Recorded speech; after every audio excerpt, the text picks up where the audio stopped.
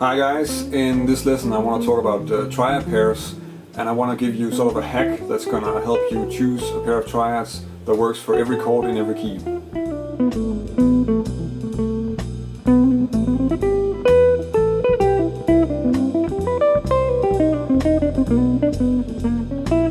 So if you watched other lessons that I made, you're probably aware that I talk about triads quite a lot, and I use it a lot in my own playing. Because I find them good to make strong melodies, and also something that you can sort of pick out of almost any kind of scale situation and make something useful with. In this lesson I'm going to talk about pairs of triads without common notes. When you hear about triad pairs in the context of jazz improvisation, usually people mean pairs of triads without common notes. And the reason why you don't want to have the same note present in both triads is simply just because it's easier to make repeating patterns if you don't have notes repeating within them, because that's gonna make it harder to make melodies with it. So that's why you pick out two triads without common notes and try to use them on any kind of chord. So just to illustrate how this works, let's just take a really simple example and say C major, for instance, this C major. And then pick two triads out of C major that don't have any common notes. So also the two obvious choices for that would be F and G. So we have C major and we have the F and the G triad. Of course we can look at that as being like F and G alternating like this. We can also look at it as being a scale, so we can take one note from each triad and then alternate that, so we would have like F, G, and then the thirds, A and B, and then fifth, and you get this 6-note scale. Some people really work with that too and think a lot like that and then make a 6-note scale out of it. I don't do that too much, because what I like about it is the fact that they are triads and that has a melodic property that I like, and I can make nice melodies with it. So that's the thing I emphasize, and that's also why I think like that when I'm improvising with it. I might later go more into this thing where you think of it as a scale. So when you practice this, what do you need to do?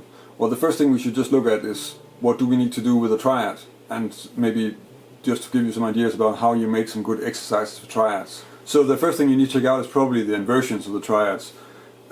So for now, let's just look at the F major triad, and then go through some exercises for that and checking out the inversions, getting an overview of where the triad is placed on the neck and stuff like that. The first thing is going to be in string sets. So if I play F major triads on the middle string set in inversions, that would be this. And then on the top set. And of course when you practice that, you should practice it also in arpeggios, so don't only play it as chords, but also and so on and so forth, different variations on that. It's all useful because that's what you need when you play it anyway. We should probably also look into how you can play these triads on sets of 2 strings, because we need them as arpeggios, and we're going to run into that quite often. Since we have 3 notes in a triad and we have 2 strings, then we have 2 different options in where we want to have 2 notes.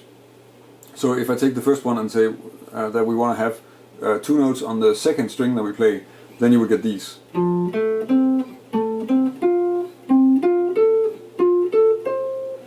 And if I do that, we're saying that I want to have the 2 notes on the first string, I would get these.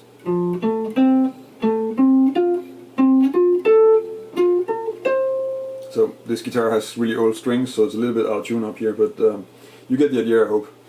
Another thing that you want to check out is also that we need to place them in a context, and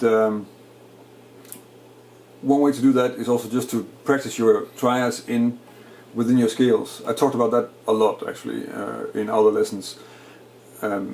So if you practice your scales in diatonic triads, so what normally I'm talking about, like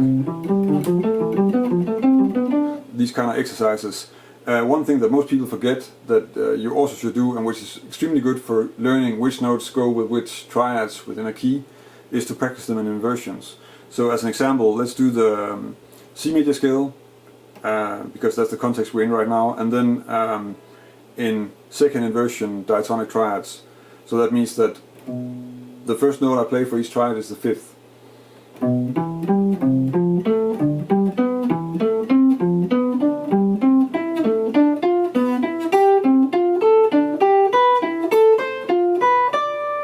So as you can tell, this is something where you get a good overview of the scale, and you also get a good overview of the triads and what notes are in there, and this is all quite important when you start using it, because you need to know, and anyway you also need to just see these sort of patterns within the scale.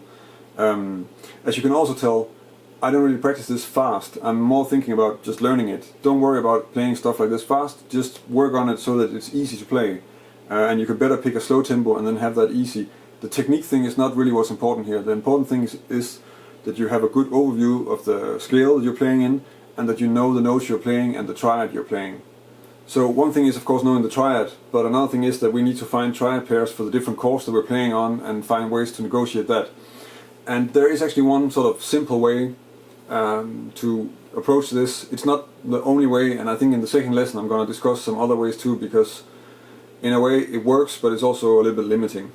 But the idea is this: if we have a chord in some key, so let's say that since we're in the key of C major here, we have a D minor chord, and our D minor chord is of course depending on the context, but let's say that we have an avoid note for that that's called B. So we don't like the sound of,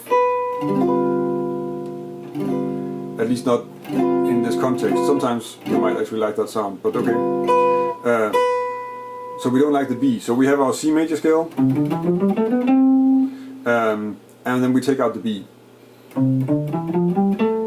So now we have 6 notes and there's no avoid note in there.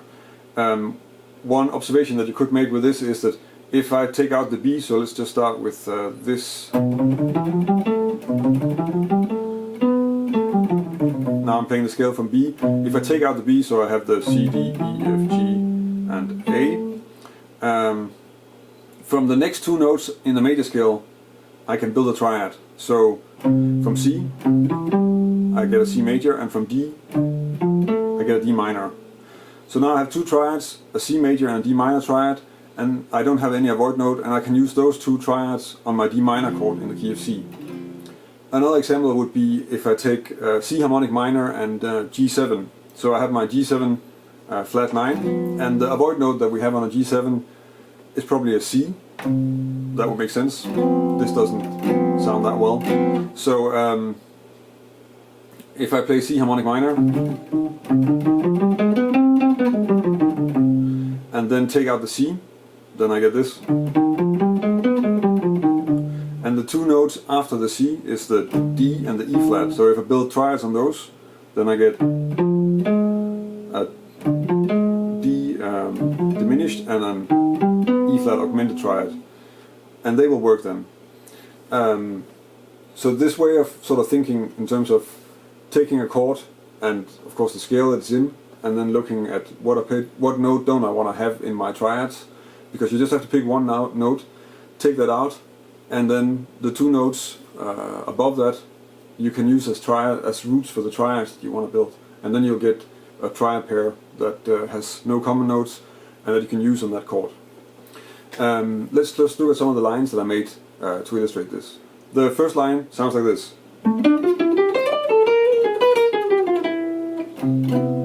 So basically it's just a C, a 2-5-1 in C, and the place where I'm using the 2 triads right now is a D minor. So I'm using a D minor triad and a C major triad, because that's just what I just demonstrated in finding the triads. So basically I'm just chaining those 2 together. Second inversion D minor, first inversion C major. And then this, you could look at this as actually being the beginning of a D minor triad. And then the line on the G7, basically it's a scale run with a trill in the beginning, down to the 3rd of the C major. The second example sounds like this.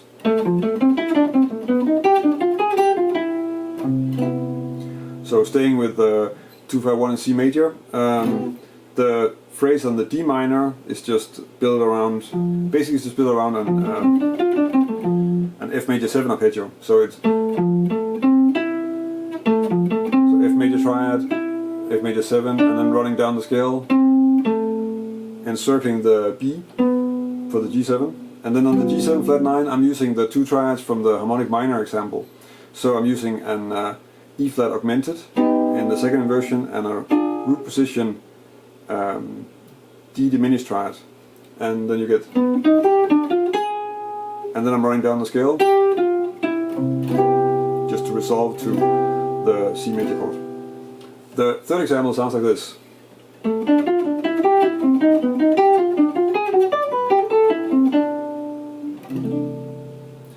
So what's going on here? This is all triads actually.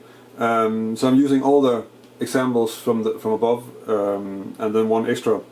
And the idea is here that I'm using first the D minor triad in second inversion on the D minor, then a C major root position, and then you get again actually the same 2 triads that are used in the second.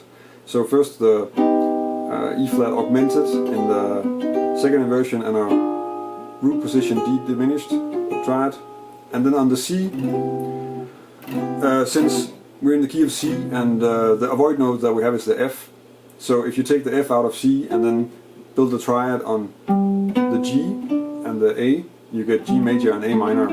So those are the 2 triads I'm using. So first it's G major, A minor, and then I'm resolving to the 9 of the C majors.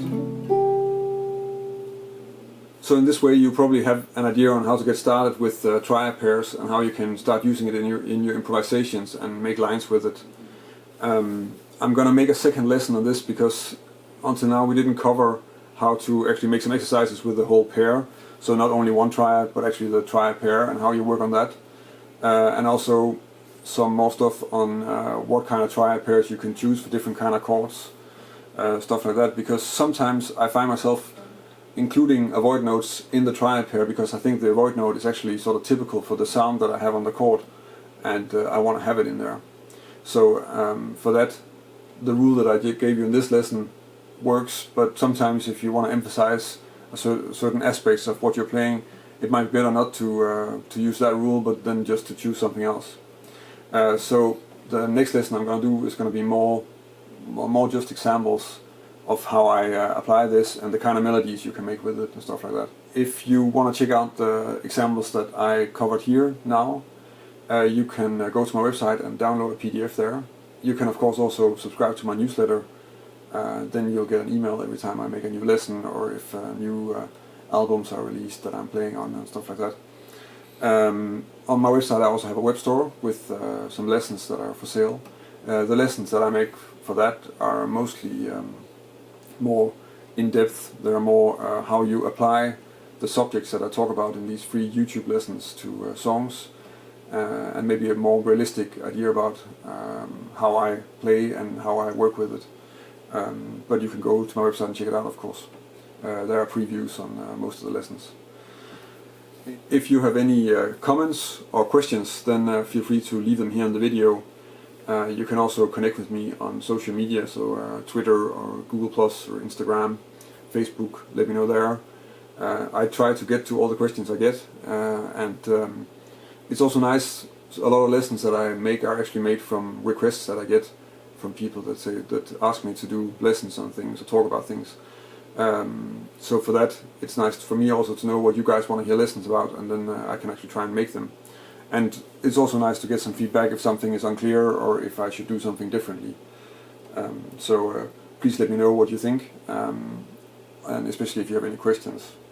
So that's it for this week. Thank you for watching, and until next week.